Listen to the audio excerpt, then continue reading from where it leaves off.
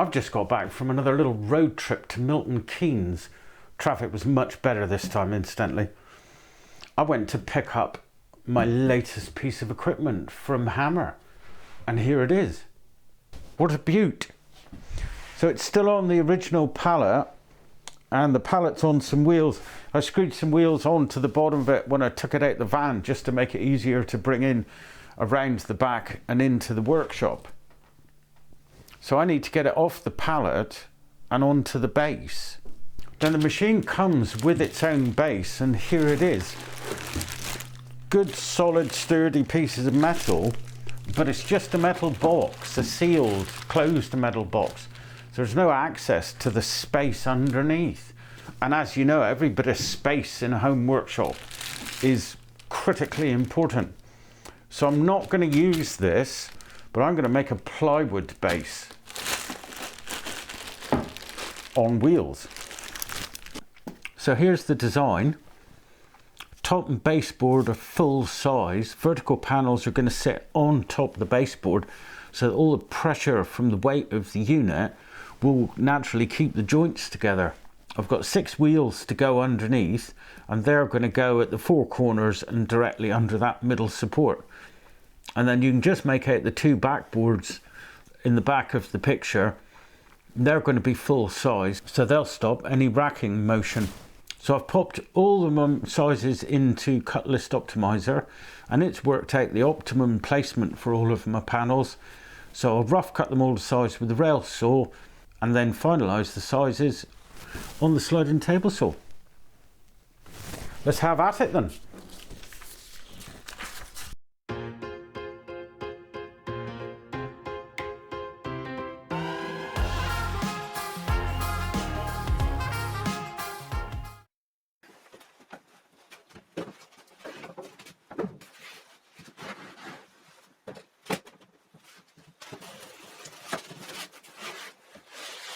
So my panels need to be 500mm wide, so I'm going to cut 510. And because I'm a very lazy person, I can't be bothered to get the woodpecker parallel guide system out. So I'm just going to use a tape measure.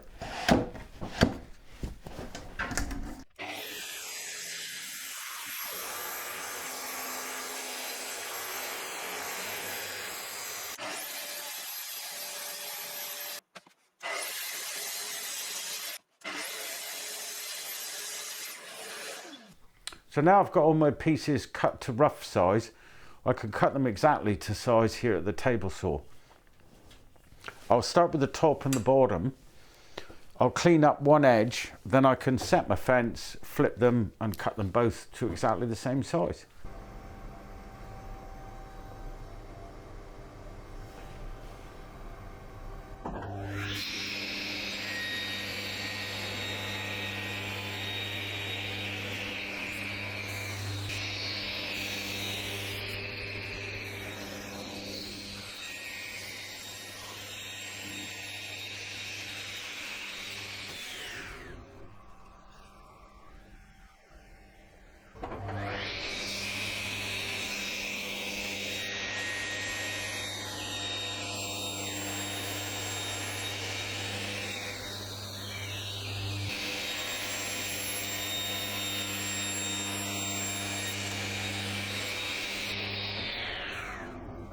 My next cut is to get this piece out of this board.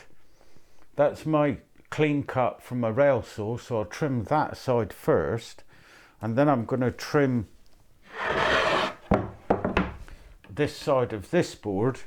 And after I've done those 2 cuts, I can switch the saw across, fix the sliding table in place, and I can make this cut and this cut.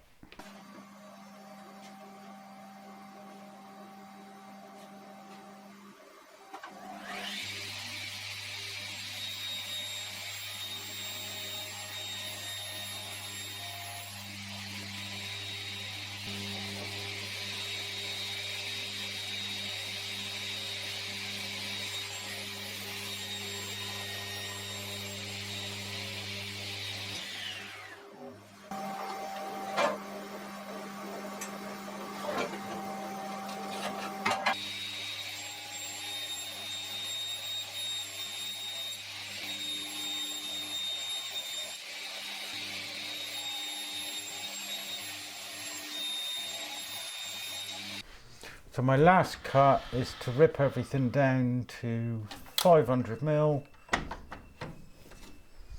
which is the width of my unit.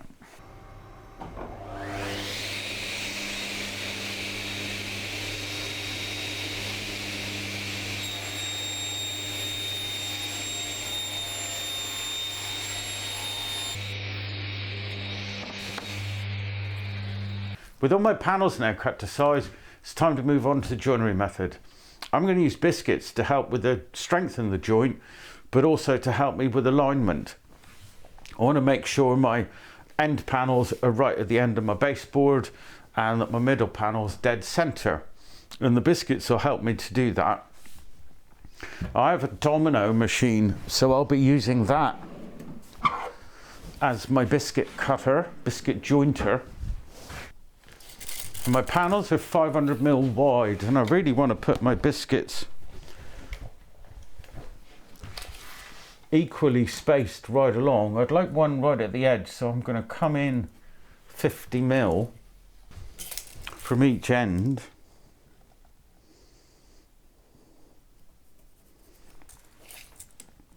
And that's leaving me a space of 200. Sorry, that's leaving me 400. So if I come in 150 then from each end. So now I know how many dominoes I want. I also know that the domino slot itself needs to go in this end and on this face.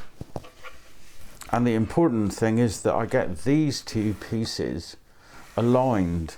So in both cases, this is my reference face. So here and here, which means when I use the domino, I'm going to be placing it that way on this board and that way on this board. So this is domino face, reference face, and this is domino face. So because I'm going to be placing my reference face on the outside face or edge of each board, I don't have to worry about getting the height setting of the reference face in exactly the center of this board, because if it's slightly off, it's going to be off in the same way for both, so they'll still line up.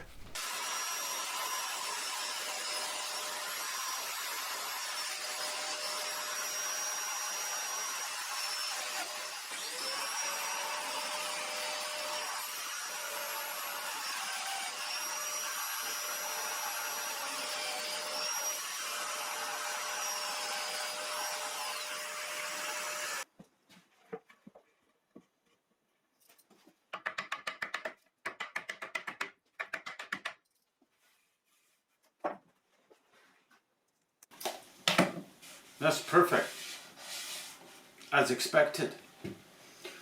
So I'll crack on and do the other four. I'll crack on and do the other three, oops, and then we'll talk about the centre panel. That's the outsides of my cabinet all jointed. Now I want to do my centre panel, and I want my centre panel dead centre.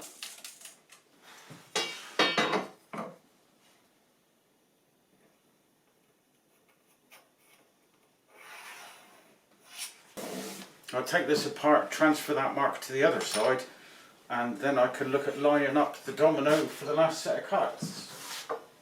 So for this middle panel, I'm going to use the centre guides on the domino to line up with the centre line that I've drawn with my pencil. So you can see here, that's the centre of the domino bit. So if I keep that on my pencil line, I'll ensure that I get the domino slot right in the centre of the pencil line. And when it comes to this board,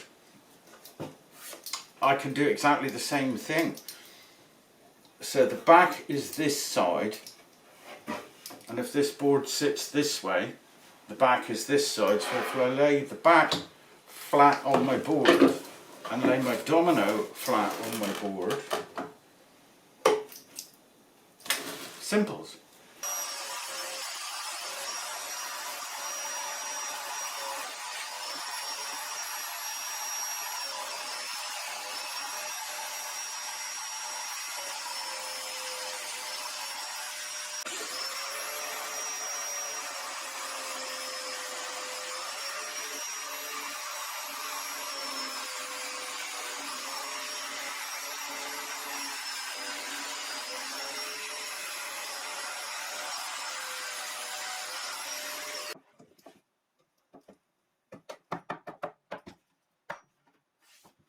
Now I just repeat the process on the top panel. Well, I'd call that a successful dry fit.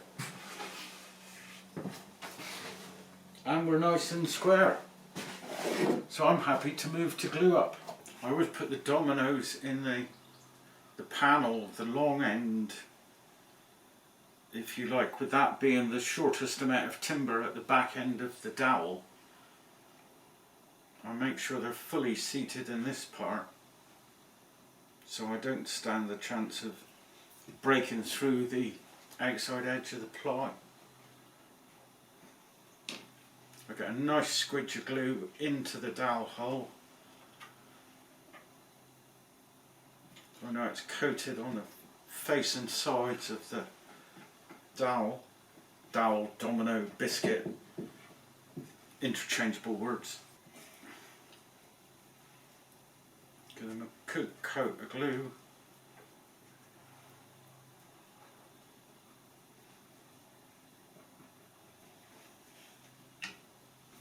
And a squidge in here as well for good measure.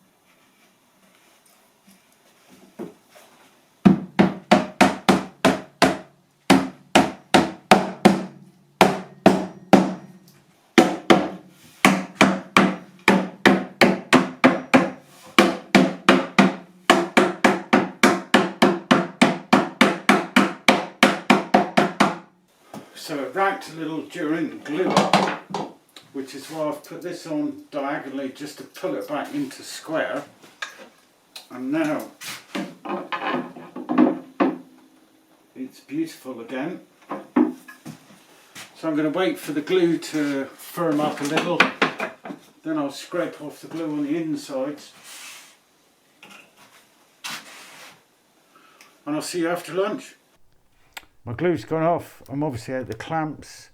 I've also fitted the back panel, given it a light sand, and put a round over on the top and the outside of the front just to make it look a little nicer, take a sharp edge off, and also stop me from gouging myself on any sharp corners.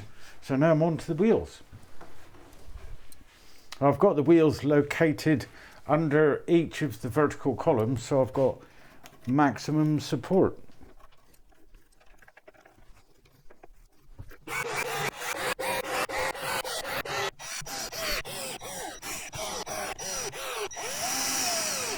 And here it is, lovely little simple cabinet all ready to roll. Kind of dwarfed by the size of the sander, but it's the right size for the base. So now I just need to figure out how to get that on there. This might not be pretty. Finally, I've managed to get it onto the cabinet. That was a bit of a ball ache, I've got to be honest. We had to use that old-fashioned method of lift a bit, prop a log under, lift a bit, and then jack it up slowly eventually, and we got to about the same height. We managed to drag it over. I had to enlist the help of a couple of friends to get it done, but she's there. It's not fixed in place yet. I've still got to do that, and I've obviously got to clean it up and commission it ready for use. But cabinet's an absolute treat.